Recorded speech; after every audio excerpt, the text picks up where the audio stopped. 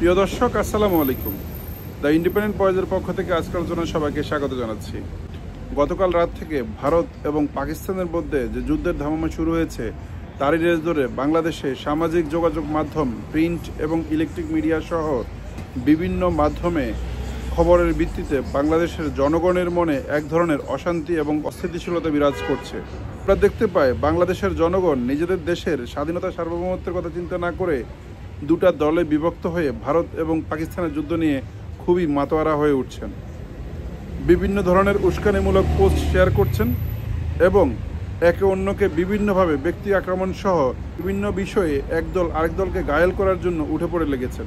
আমাদের প্রত্যেকেরই মনে রাখা উচিত, ভৌগোলিক অবস্থানের দিক থেকে বাংলাদেশের অবস্থান অত্যন্ত সংবেদনশীল জায়গায়। ভারত এবং পাকিস্তানের মধ্যে যদি পুরোদমে যুদ্ধ শুরু হয়ে যায়, সেই যুদ্ধের ধামামা বাংলাদেশে আসতে খুব একটা দেরি হবে না। শুধু তাই নয়, ভারত পাকিস্তানের যুদ্ধের পরিণামে দক্ষিণ এশিয়ার মধ্যে অর্থনৈতিক, সামাজিক এবং যে অবক্ষয়ের সৃষ্টি হবে, এই সংকটে বাংলাদেশের মতো একটি উন্নয়নশীল দেশ প্রতিযোগিতায় টিকে থাকতে অনেক কঠিন হয়ে পড়বে। আমরা একটি স্বাধীন সার্বভৌম রাষ্ট্রের জনগণ। আমরা নিজেদের স্বাধীনতা এবং সার্বভৌমত্ব রক্ষার জন্য যে কোনো ধরনের ত্যাগ স্বীকার করার জন্য প্রস্তুত। যুদ্ধ, হানাহানি, মারামারিকে কোনোভাবেই প্রশ্রয় দেওয়া উচিত না। আমরা যুদ্ধকে কোনোভাবেই গ্লোরিফাই করা উচিত না, বরং আমরা সবাই চাই বিশ্বে শান্তি প্রতিষ্ঠা হোক। প্রত্যেকটি মানুষ দল, মত, ধর্ম, বর্ণ নির্বিশেষে সবাই শান্তি প্রতিষ্ঠায় এগিয়ে আসুক। আমরা চাই বিশ্বের প্রতিটি কোণায় শান্তির বাতাস বয়ে চলুক।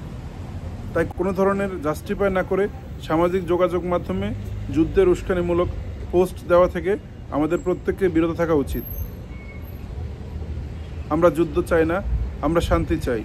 আমরা হানাহানি চাই না, আমরা সাম্য চাই। আমাদের লড়াই হোক যুদ্ধের জন্য নয়, আমাদের লড়াই হোক সাম্য এবং শান্তি প্রতিষ্ঠার জন্য।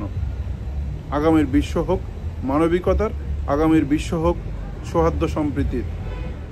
ধন্যবাদ সবাইকে।